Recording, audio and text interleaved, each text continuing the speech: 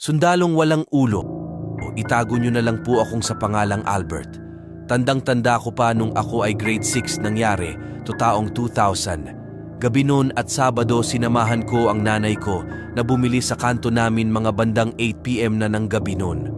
Habang naglalakad kami bago ka makapunta sa binilhan, namin may madaanan kang ilog ang karugtong nun ay dagat. Tapos sa daanan namin ay medyo madilim, tapos ilaw lang mula sa buwan ang liwanag. Hindi katulad ngayon may ilaw bawat poste. Habang malapit na kami sa pupuntahan namin, nakita ko sa dalawang mata ko sa ilog na yun na may lalaking nakatayo.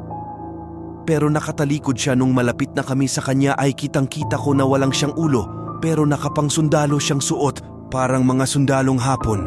Nung unang panahon, itinuro ko sa nanay ko.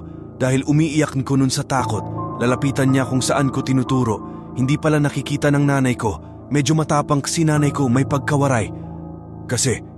Pero kontin lang parang hihimatayin ako sa takot kaya kinuha ako ng nanay ko at umuwiin kami. Pagka uwi ko, iyak pa din ako ng iyak. Hindi pa din mawala sa isip ko. Yung nakita ko kinukwento ko sa tatay ko. Baka daw, yung sundalon yun ay pinugutan at pinatay at tinapon sa ilog nung unang panahon.